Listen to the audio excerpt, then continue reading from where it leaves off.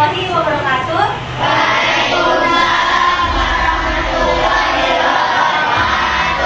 How are you today? Alhamdulillah.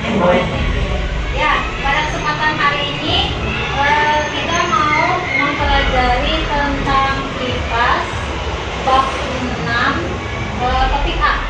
Bagaimana bentuk Indonesiaku ini ya? Bab 6 topik A, bagaimana bentuk Indonesiaku? Ada yang tahu bentuk Indonesia kayak gimana? Ada yang udah pernah tahu dari tayangan di YouTube atau tayangan di televisi mungkin bentuk Indonesia itu kayak gimana? Ada yang udah tahu? Udah tahu? Ada sebagian yang tahu, ada sebagian yang belum. Sebelum kita lanjut, oh ya, saya mau menjelaskan di bab ini itu kita mempelajari tentang apa sih? Pelajari tentang Indonesia. Bagaimana Indonesia itu disebut sebagai negara maritim. Pernah dengar nggak sih? Disebut sebagai negara agraris. Terus batasan-batasannya, ternyata Indonesia itu punya batasan-batasan di pinggiran negaranya. Nanti kita simak di berikut ya. Kita lihat dulu videonya.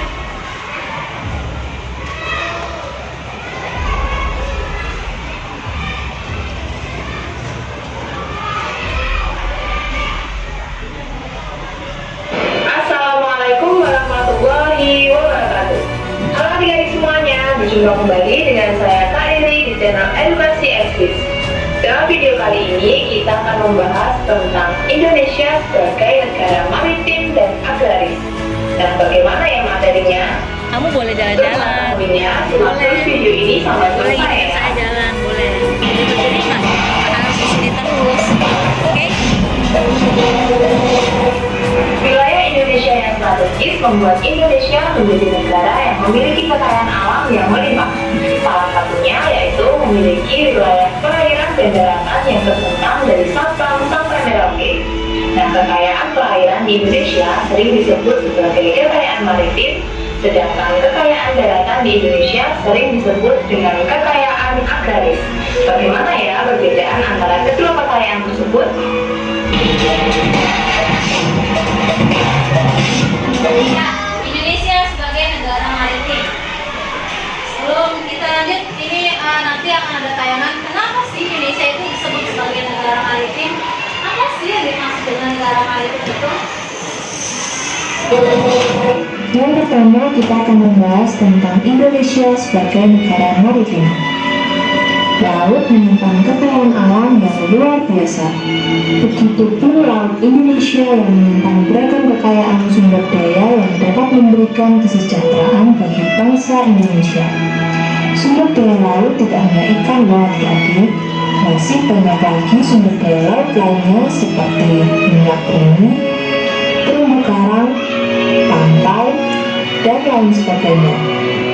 Tahukah kalian Indonesia merupakan negara kepulauan terbesar di dunia? Hampir 70% luas wilayah Indonesia merupakan lautan. Hal tersebut membuat Indonesia dikenal sebagai negara maritim. Nah, sudah tahu kenapa Indonesia disebut sebagai negara maritim? Sudah tahu alasannya? Jadi sebutan negara maritim buat Indonesia itu bukan cuma hanya sebutan saja, tapi ada sebabnya. Apa sebabnya? Karena 70% Indonesia itu adalah lautan.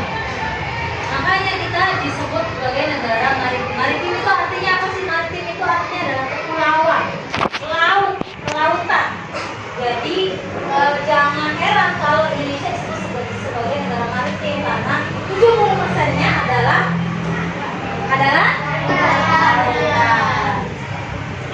Negara maritim merupakan negara yang daerah teritorial lautnya lebih luas daripada daerah teritorial daratnya.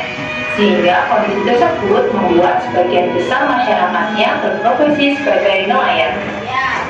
Jadi karena 2/3 dari bagian Indonesia itu adalah lautan, perairan, maka kondisi apa namanya?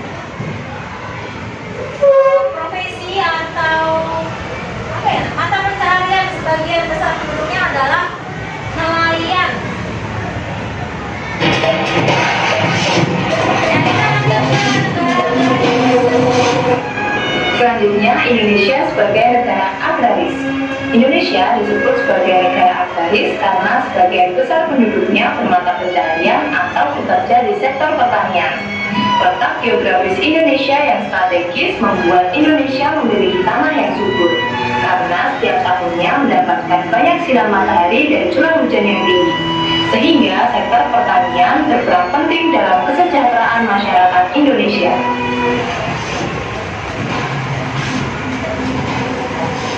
Maritim berkaitan dengan segala sesuatu yang berhubungan dengan laut. Penduduk yang tinggal di sekitar pantai akan memanfaatkan sumber daya laut untuk dijadikan mata pencaharian mereka. Beberapa mata pencaharian atau kegiatan penduduk di sekitar pantai antara lain nelayan, petani garam, ataupun memandu wisata pantai. Ya, ini adalah profesi-profesi mata pencaharian para penduduk sekitar pantai, yaitu ada nelayan, ada petani garam, dan juga ada pemandu wisata. Apakah di sekitar pantai ada petani wortel atau petani tomat? Ada ya. Kondisi ya betul, mata pencaharian penduduknya itu dipengaruhi oleh kondisi geografis dari wilayah yang ada di situ. Tidak mungkin di pantai bisa muncul tanaman kopi, atau tidak mungkin di pantai ada tanaman kubis. Tidak mungkin karena cuacanya memang tidak memungkinkan tumbuhan itu tumbuh di daerah sekitar pantai, ya. Jadi kalau mata pencaharian di daerah sekitar pantai ya paling nelayan, petani garam, atau pemandu wisata. Penduduk yang tinggal di daerah ini dampak Ini adalah penduduk mata pencaharian yang ada di sekitar dataran. Ini dataran ya, karena agraris itu berkaitan dengan datarannya. Ini baru ada wortel, baru nih ada tumbuhan-tumbuhan seperti ini. Tapi kalau saya di perairan tidak ada tumbuhan seperti ini. Yang ada paling petani garam atau nelayan, ya, kebanyakan nelayan biasanya.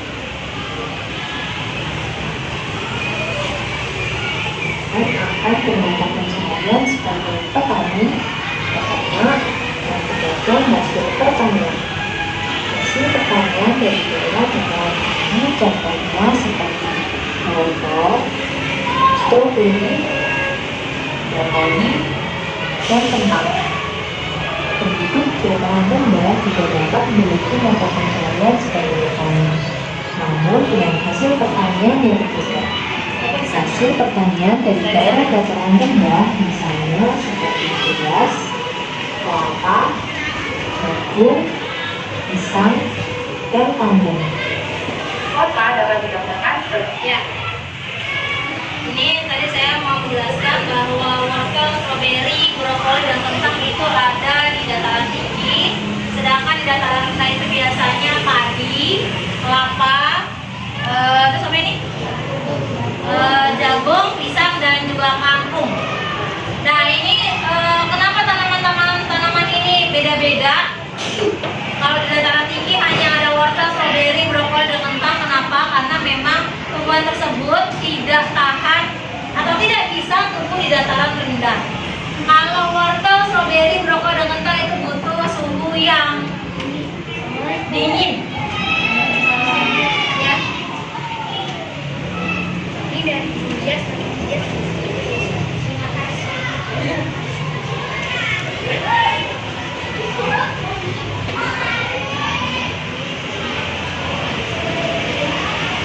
Ya, jadi wortel, stroberi, brokoli, dan kentang itu butuh suhu udara yang dingin, makanya mereka ini adanya di dataran tinggi. Oke, sampai sini ada pertanyaan. Jadi apa yang dimaksud dengan negara maritim? Apa? Negara kepulauan. Betul, negara kepulauan ya. Oke, sekarang kita mau mengetahui batasan-batasan yang ada di Indonesia.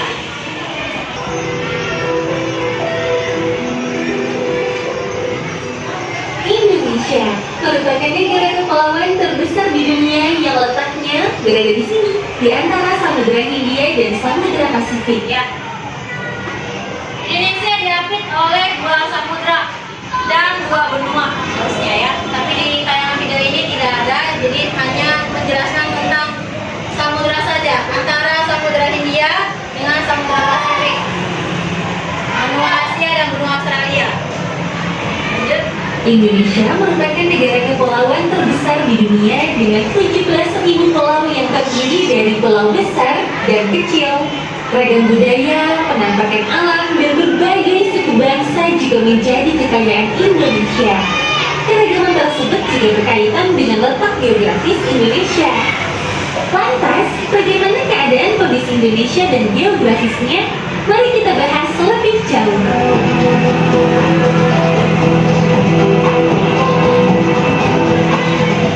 Kepulauan ini biasa disebut dengan Nusantara dan memiliki perbatasan yang ada di daratan dengan 3 negara, antara lain Timor Leste, Papua Nugini, dan Malaysia yang berada di pulau terbesar yaitu Kalimantan. Pulau Kalimantan juga merupakan salah satu dari 2 pulau di dunia yang terbagi menjadi 3 negara, yaitu Indonesia dengan luas daratan 73%, Malaysia dengan luas 26%, dan Brunei Darussalam dengan luas hanya 1%. Indonesia terbagi menjadi 34 provinsi dengan Jakarta yang menjadi ibu kota negara sekaligus kota terpadat yang terletak di Pulau Jawa. Pulau Jawa merupakan salah satu pulau terpadat di dunia dengan hampir setengah dari jumlah penduduk Indonesia tinggal di pulau ini. Kota-kota lainnya adalah Bandung dan Surabaya yang juga berada di Pulau Jawa. Kota besar lainnya yang berada di luar Pulau Jawa adalah Medan yang terletak di Pulau Sumatera, tepatnya di Sumatera Utara. Beberapa bandara terbesar yang ada di Indonesia antara lain adalah Bandara Internasional Soekarno-Hatta di Jakarta, Bandara Internasional Ngurah Rai di Denpasar, Bali, serta Bandara Internasional Juanda yang berada di Surabaya. Jadi, karena Indonesia itu terdiri dari 2 bagian, perairan dan juga daratan, maka potensi kekayaan alamnya juga ada banyak. Betul nggak? Kalau potensi yang ada di kelautan itu apa? Tadi kan udah dijelasin dari video. Berapa? Apa? Minyak bumi, ikan, batu bara, apa? Pantai, apa? Garam, betul. Kalau misalnya potensi kekayaan di daratan, wah banyak ya. Apa aja? Apa? Tumbuhan, hewan darat pastinya, ya kan? Oke. Sampai sini ada pertanyaan. Apakah kalian sudah mengerti tentang mengapa atau apa alasan Indonesia disebut sebagai negara maritim dan juga negara agraris? Sudah paham? Sudah paham? Ada yang bertanya? Jadi Indonesia itu luas banget ya. Indonesia itu bukan cuma Johor Bahru doang. Indonesia itu luas dari Sabang sampai coba dibuka tadi catatan yang tadi yang tentang batasan negara. Ini ya. Saya sudah kasih catatan mengenai batasan negara Indonesia supaya lebih mudah digampang, supaya lebih mudah dihafal. Makanya saya pakai lagu. Lagunya pakai lagu apa? Lagu apa? Naik delman. Naik delman. Bisa nyanyiinnya sekarang? Bisa? 3, 2, 1. Inilah letak geografis Indonesia.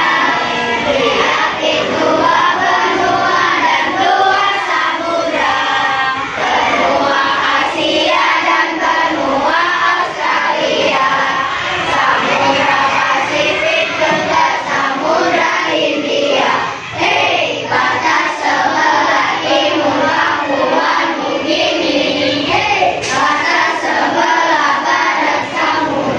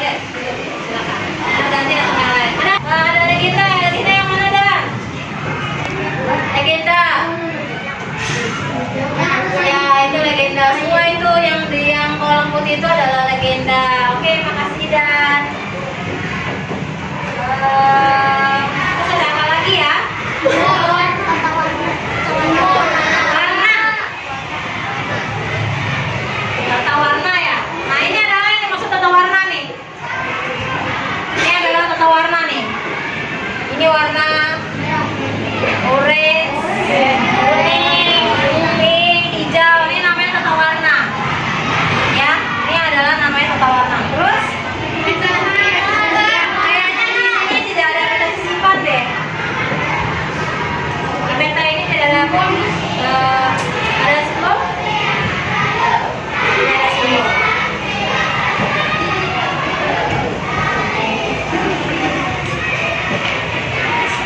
Ya. Ada yang mau bertanya tentang isi peta? Ada yang mau bertanya tentang isi peta? Apakah sudah dimengerti? Oke, selanjutnya saya mau bentuk kelompok. Coba berdiri semua.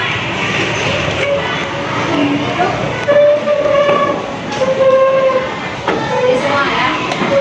Ini nanti kamu sebut angka ya, 1 sampai 5. Nanti harus dari 5 balik lagi ke 1. Bisa? Bisa? Nih urutannya begini.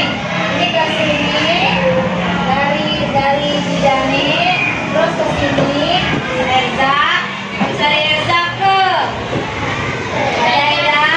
Dedan sampai Naura, terus ke Rizky, sampai Aska, dari Aska baru ke Manda, terus Manda, Prisil, terus terakhir dalam Rasma. Oke, bisa? Ya, soalnya ya, 1 sampai 5. Kalau udah 5, balik lagi ke 1. Oke, juga. Jalan. 1, 2, 3, 4, 5, 1, 2, 3, 4, 5, 2, 3, 4, 5, 1, 3, 4, 5, 1, 2, 3, 4, 5. Yang 1 kumpul dengan 1, yang 2 dengan 2, yang 3 kumpul dengan 3 sampai 5. Ayo.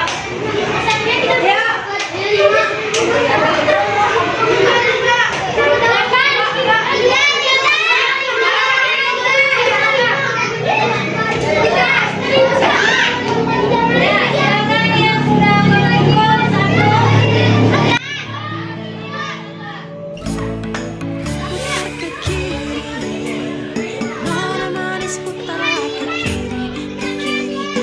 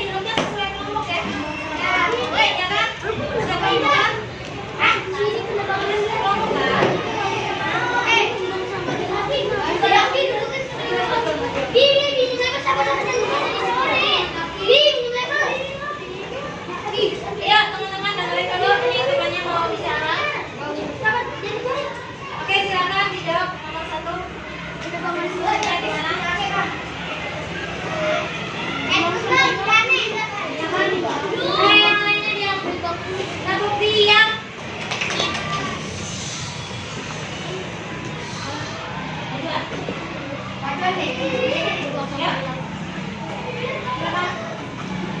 satu.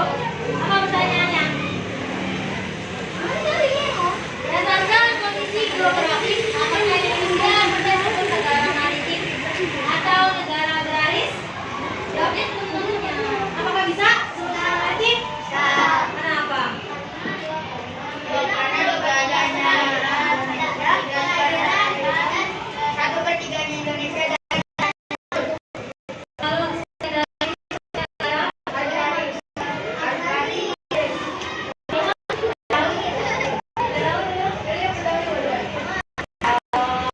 oke ya.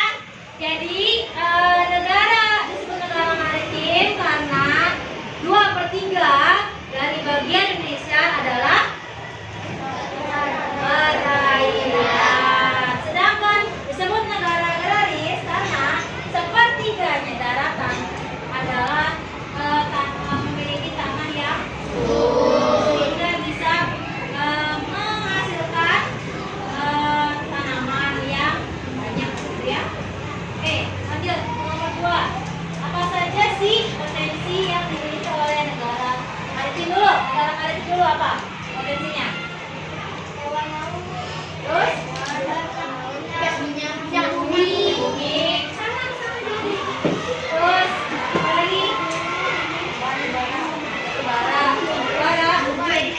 Itu tidak. Apa? Terumbu karang, betul. Jawabnya jangan malu-malu. Terumbu karang itu apa lagi?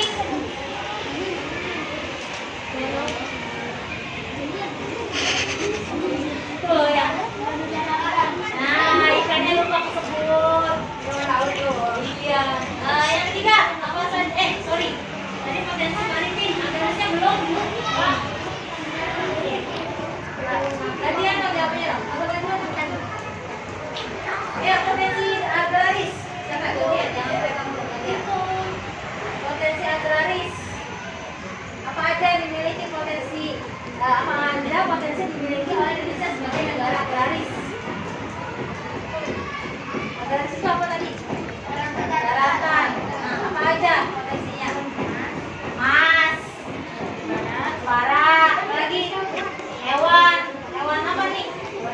Hewan darat. Nanti kalau bilang hewan laut ya. Lagi ngomongin agraris nih. Apa lagi? Apa? Ada yang mau tambahin? Apa? Oh iya, tumbuhan. Oke. Nomor 3. Apa saja yang bisa merusak wilayah maritim atau agraris? Apa? Oh iya. Sekarang kan potensi kekayaan itu ada di laut dan juga di daratan. Pokoknya segala sesuatu hal yang merusak, guys, dengerin. Segala sesuatu hal yang merusak agraris, perairan dan juga lautan itu adalah yang sangat mengganggu sekali stabilitas dari kehidupan rakyat Indonesia. Yang pertama dari maritim dulu. Ikan, terus apa lagi?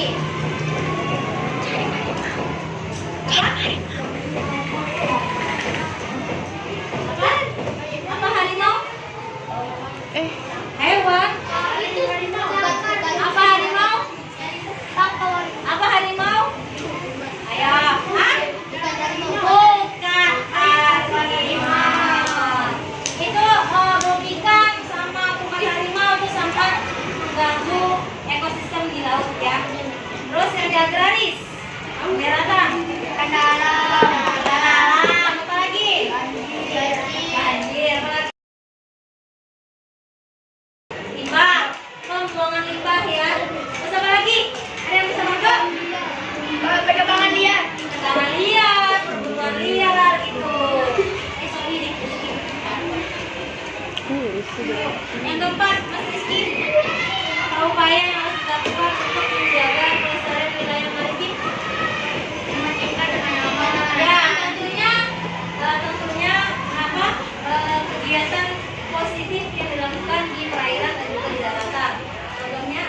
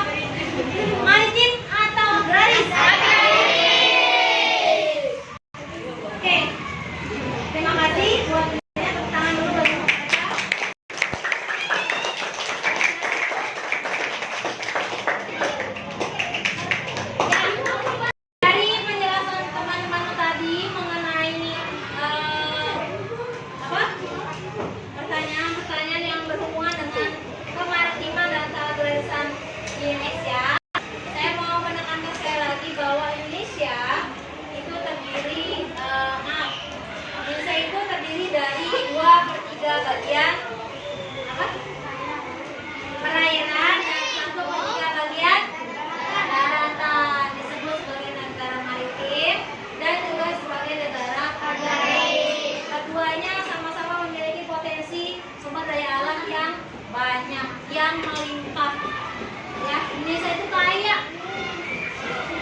Indonesia itu kaya, kaya kekayaan alam, kaya budayanya. Ya, kekayaan alamnya tuh banyak banget. Dari laut ada, dari daratan juga ada. Terus karena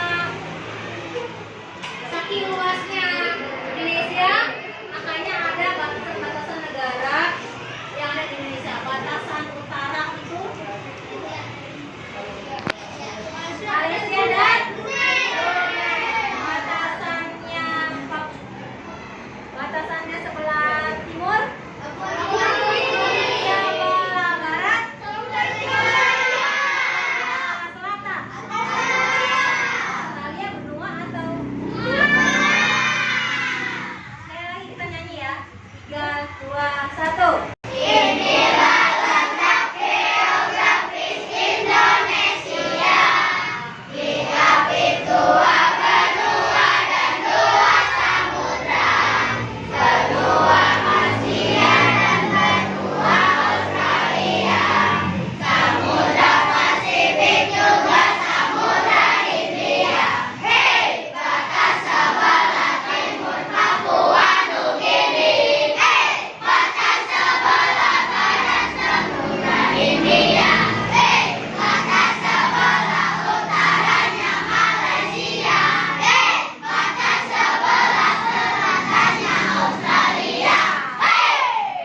Ini saya ada tugas ya, kamu kerjakan di rumah. Ini nanti ditempel di buku PR mengenai menyebutkan komponen peta yang tadi sudah kita pelajari.